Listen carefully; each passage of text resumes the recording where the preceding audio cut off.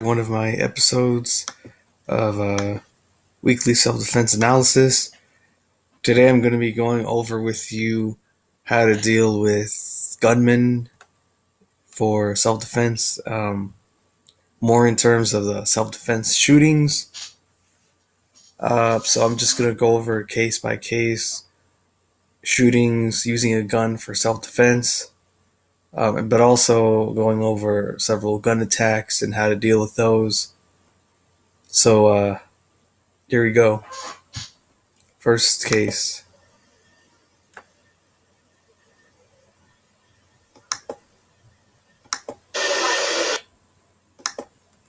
Yeah, well, let's look at that again.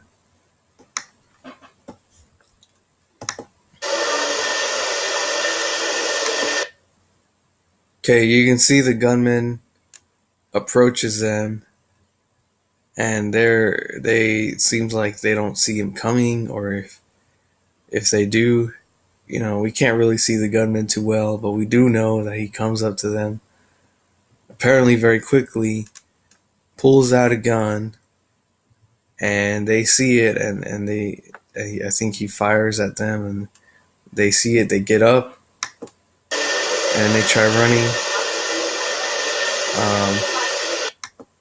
Luckily, I think most of them escaped, but this guy got shot. And he's down. So it's very important to figure out what you're gonna do. Like if a gunman comes up to you in this particular situation, you have to think about the areas that you're gonna sit in, because not all areas are equal. Some have more visibility, more protection, things of that sort. So another thing you want to keep in mind is using cover and concealment. So in this particular situation is you only have the chairs and tables to pretty much avoid getting shot, avoid getting in the line of fire. So it's very important that you maneuver around those and use those as a shield against gunmen. And if worse comes to worse, then you might have to attack the gunman or pull out your gun and shoot him. And whether unarmed, I have to attack him unarmed or with a gun. And then you'll have to engage. So you have to basically engage its threat. So that's all for this case. I'm going to the next one. Here we have a case of somebody who's fleeing a gunman.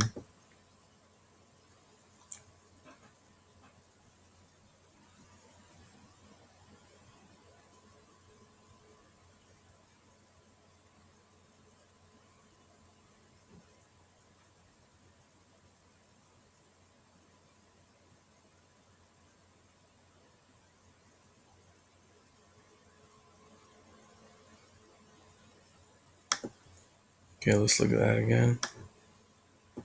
This time I'm going to read the article.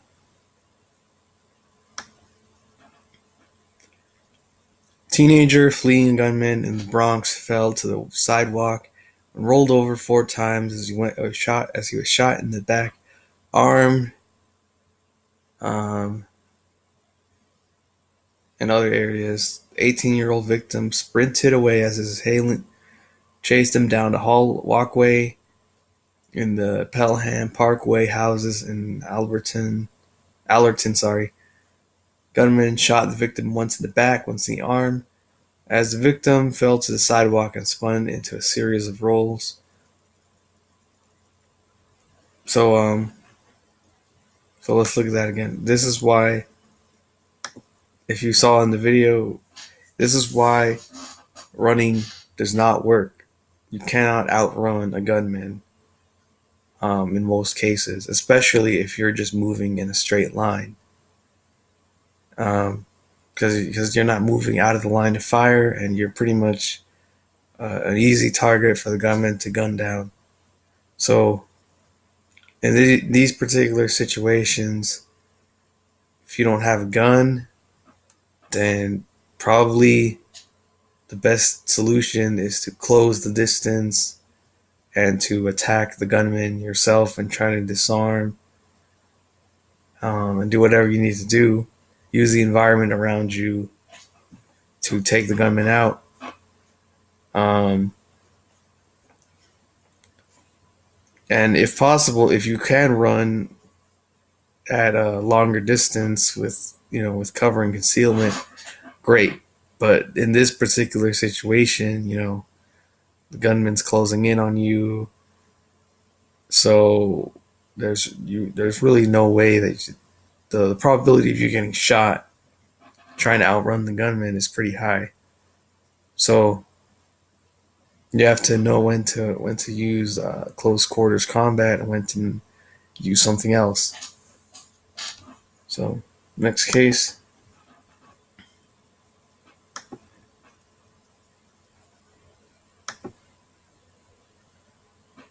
So this is an article. No charges. Prosecutors rule self-defense in fatal Gorst shooting. Gorst man who shot and killed a 31-year-old man last month will not face charges, according to prosecutors. As it appeared, he acted in self-defense. Cody T. Brooks was shot September 6 by Brian Eugene Ellison, 53, after Brooks approached him while carrying a knife, threatened him, made bizarre statements, and grabbed him by the neck, according to reports. Brooks was found dead in the road. Investigators found a knife and 2 spent bullet casings nearby.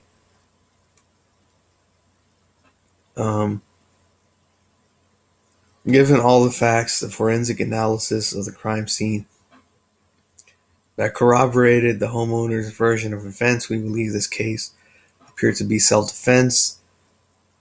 Kitsap County Chief Deputy Prosecutor Chad Enright said Thursday. Prosecutors also took into consideration the size differential between the two. Ellison is 160 pounds, 5 feet 8 inches tall. Brooks was listed in court documents as 315 pounds, 6 feet 6 inches tall. Well as the fact that Brooks was known to have mental health issues. All of that would play into the reasonableness of his actions. A friend described Brooks as a gentle giant whose size could cause people to be afraid of him.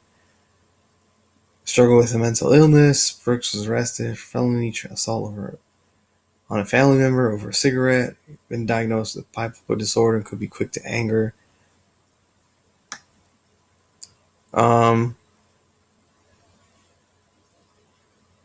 According to reports, Ellison and his girlfriend had been seated on a porch where they saw Brooks approaching, calling them to come down and face him. Brooks said he was from the CIA and FBI, came onto Ellison's property, said he would cut Ellison, and made gestures that he would cut his throat. Ellison stepped off the porch to speak with Brooks, according to the reports, but the confrontation appeared to escalate. So Ellison took his girlfriend to go get it, meaning to bring his pistol. His girlfriend told investigators that Ellison did not normally carry a gun and kept it in their bedroom. Told investigators he was in fear of Brooks and had a medical condition that prevented him from being able to defend himself. After Ellison had the gun in his hand, chambered around, meaning he prepared the gun to fire in hopes that it would intimidate Brooks and would cause him to back off. Instead, the male came toward him with a knife in his right hand and grabbed him by the neck with his left hand. Ellison stated he was able to push the male away and fire one round. He believed he struck the male in the lower abdomen. The male stopped for a moment and then lunged at him. At that point, Ellison raised the gun and fired another shot, believing he had hit the other chest. He had hit the other chest. Brooks then staggered away and fell into the street, and he was down. So, yeah, so in this case, um, like I said, it would have, you have to go through a process of trying to verbally de escalate the situation, having good situational awareness, and possibly avoid the situation. Like, um, you could lock yourself in the house, um, or go to another house, or whatever the case may be. You don't really have to engage the threat from outside, where pretty much your assailant has more room, more opportunities to attack you. Um, so um, so yeah, and another thing you want to keep in mind is uh is you don't want to use warning shots, um, because warning shots don't really do anything. I mean, they don't really, they might scare your attacker, they might not. Um, that's just my opinion. I personally don't really use, I wouldn't use a warning shot because you don't know if you don't know how your attacker is going to react. He or she might try to disarm you, and it's much better to just use the gun if you've done everything you can to avoid the situation. Just shoot your attacker and be done with it. So, anyways, so he comes at him with a knife, grabbed him by the neck with his left hand. Um, and this is another thing: uh, you don't want to let your attacker come that close to you with a knife. You want to back up, create a lot of distance.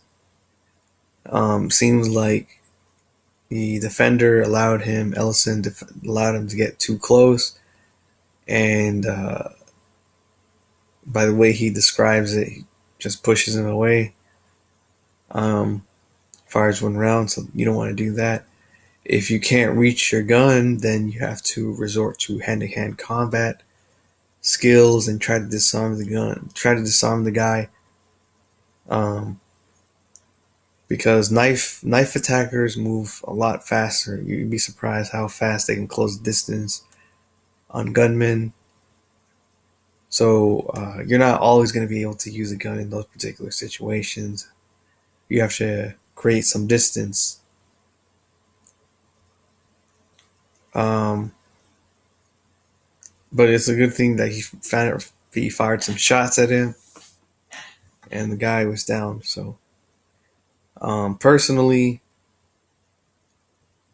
if it comes to this situation, if this situation uh, comes down, you have to deal with the situation um, without using too much lethal force actually, and you want to escape the situation, or don't just stay there and let the let allow the guy to keep attacking you. You have to take action and escape, because you don't have to engage the threat always. You have to choose the safer option. That's it for that case.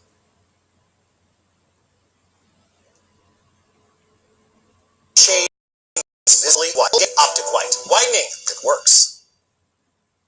Okay, so this particular case, Pineville, NC, authorities believe a deadly shooting Tuesday in Pineville was set in self-defense. Fight led to the shooting near Willow Run Road at the Willow Ridge Apartments off Park Road. I heard a shot and I was too nervous because we can't believe that happened. Donald Lee Blackney was shot and killed during a break-in at an apartment.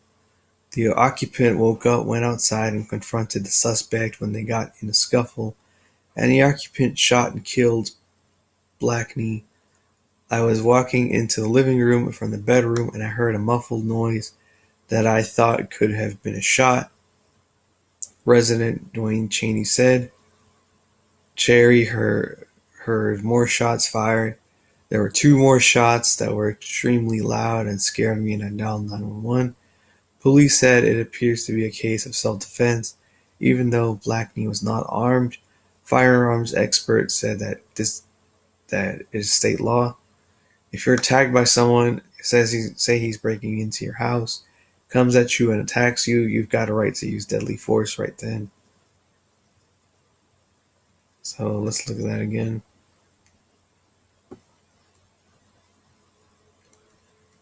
So in this particular situation, again, very important to avoid, try to de-escalate the situation. Um, try to calm down. Try to calm your assailant down, and don't try to escalate the situation further than it needs to be. And so yeah, that's pretty much it. That's all I gotta say. And if someone's trying to break into your house, like I said, you don't want to automatically resort to using the gun, unless the guy has a weapon. So while you can use a gun, it's not a good idea to rely on it for every situation. Self defense again is about avoiding violence and not escalating it further, unless you're required to by law. Then that's a different issue entirely. So next case.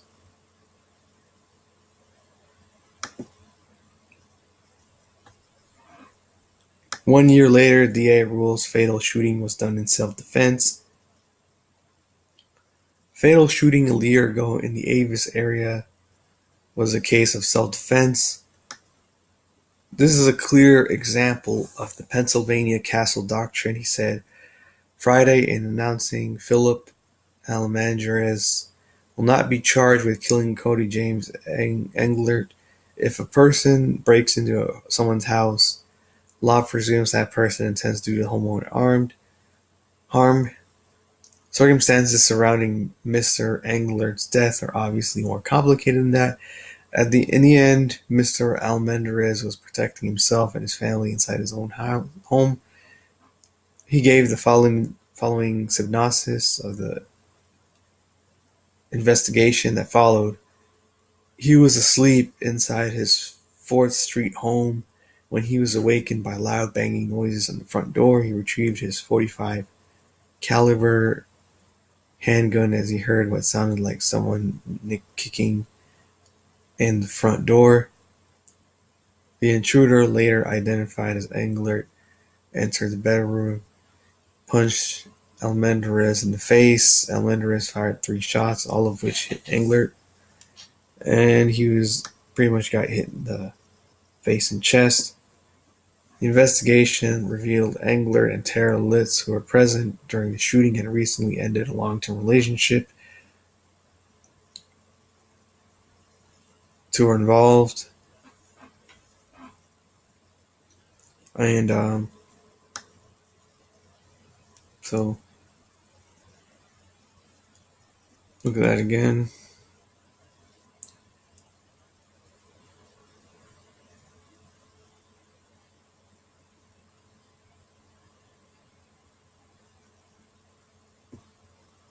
So apparently, yeah, you hear loud banging noises and stuff like that. So it's a pretty good idea to bring your gun just in case. Um, but in this particular situation, if someone's coming in with uh, hand-to-hand combat, like in this particular situation, um, you gotta resort to that. You gotta use fight in that particular range.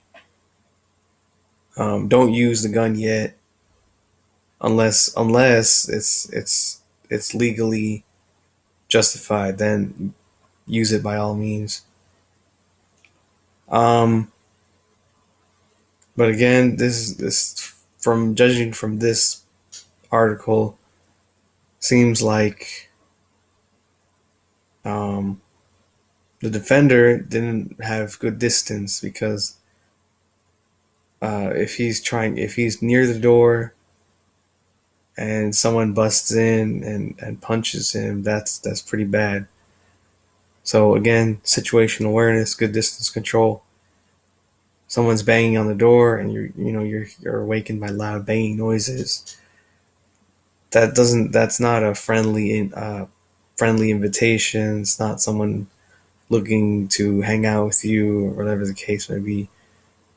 So you have to keep your distance, um, because your attacker could break in any moment, and so you have to also keep your gun ready if the situation escalates further. So that's pretty much it for that case. Homicide and Uber driver's vehicle self-defense. Witness to the deadly Uber shooting on Interstate 25 near University Boulevard said it was a case of self-defense. Denver District Attorney, let's skip that.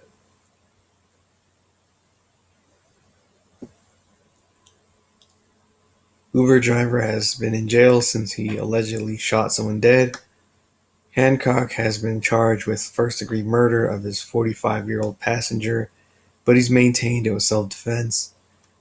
And a woman who claims to have witnessed the incident backed him up.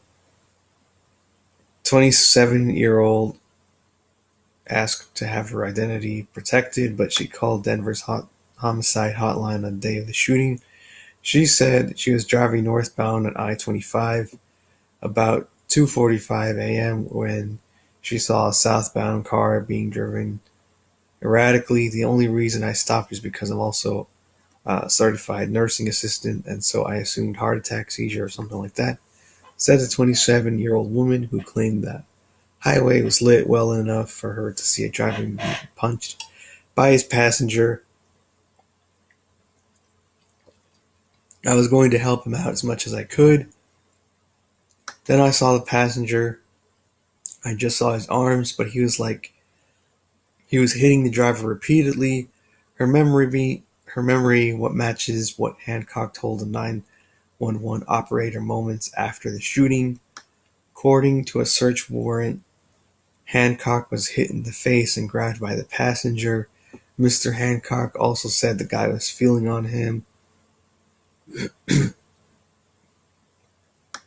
Eventually, they hit the wall opposite a couple of times, and that's when I heard the gunshots go off. The autopsy reported that much of the entrance wounds were in the victim's backside, but it also found Kim had a blood alcohol level of 308, nearly 4 times the legal limit to drive. I hope, and I've been praying for him to realize that we're not murder. And okay,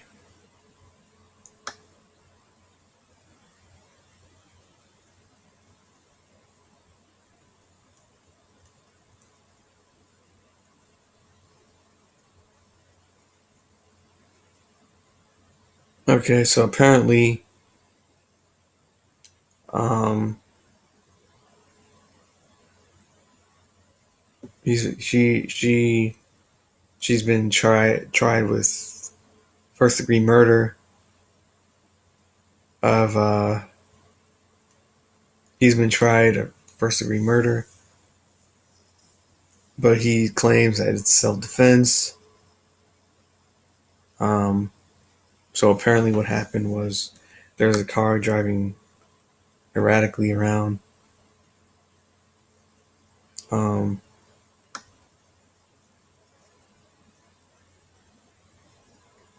Driver was being punched by the passenger. Passenger was hitting the driver repeatedly. Um,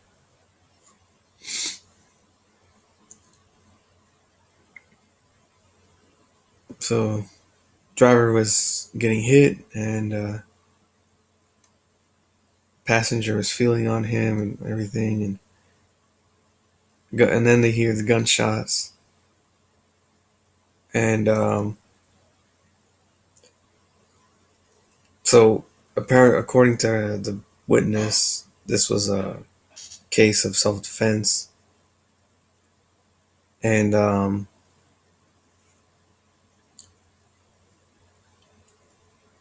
the passenger apparently had was very intoxicated. So apparently, I mean, it's not really clear exactly what happened, whether it was self defense or if it was if it was murder, uh, whatever the case may be. So we actually don't know yet the full story.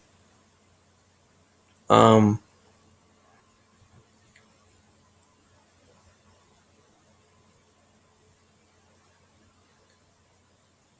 so, but let's assume that it wasn't self defense. Um, you have to know the situation that you're in, um, especially if you're the driver and you know the car is going out of control. You want to pretty much stop the vehicle, stop it as soon as possible, and at the same time try to deal with the situation at hand. Um, Try to do whatever you need to do in that particular situation, because you're pretty much at a disadvantage. You got to drive the car, and at the same time you got to deal with an attacker in the passenger seat. So it's not good. Um, but you got to use things around you that don't involve the gun. You can't always rely on your gun. You have to use um, the car or some other improvised weapon to deal with the threat. So that's it for that case. Next one. Year-long investigation of Seiko shooting death ends in finding self-defense. Police say they will not prosecute the person who killed a New Hampshire man at home on Nye Street.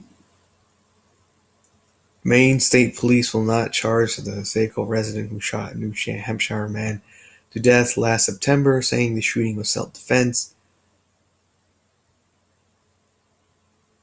People are puzzled over why Michael Burns, 54-year-old computer network repairman, went to a duplex 26 Nye Street after 1 a.m., ended up shot 3 times and killed. State police say now Burns, who was in town for work, went to the home looking for sex after answering a Craigslist advertisement. He got into a confrontation on the porch and was shot in self-defense by a resident. Questions about what happened that night still linger. The case is now being handled by police.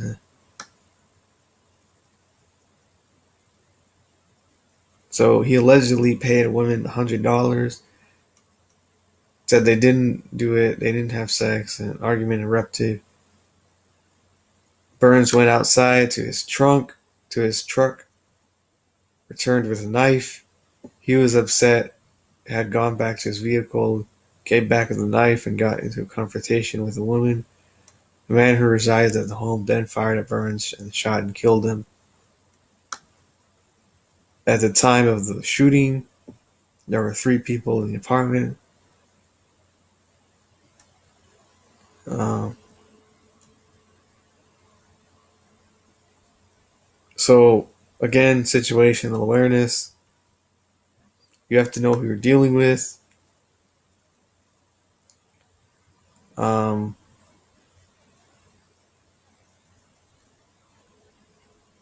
and you have to know, you have to pretty much assess the situation. So this guy, obviously a threat. He's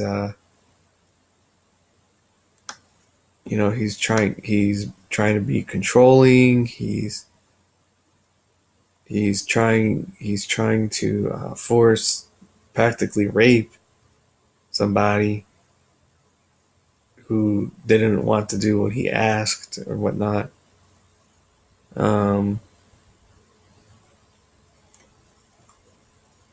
so it's pretty dangerous, especially since the guy is armed. Um, so you have to know who you're dealing with and pay attention to signs like toxic masculinity, and try to remove yourself from the situation as quickly as you can, and use the people around you for help. Don't think that you have to necessarily do it alone. You can call for help. You can have people helping you in dealing with your attacker. So use the environment around you and keep a safe distance from your attacker. So, next case.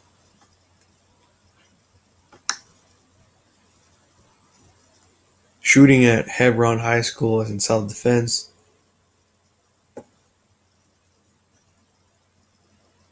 Let's close this. Okay.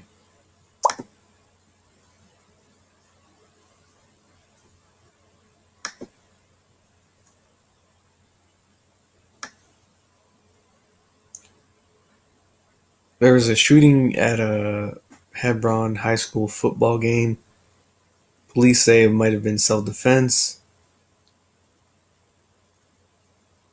So there was a football game. Then there was like a fight in the stands, and then a gunshot rang out in the parking lot.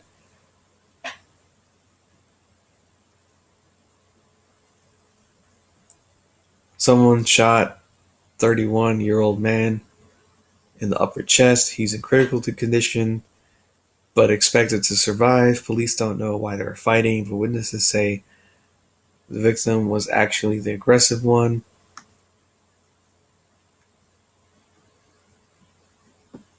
The victim caused a lot of problems in the stands and was the primary aggressor. The shooter was trying to leave the game while the other man continued the confrontation, leaving him afraid for his life. The victim is not filing charges.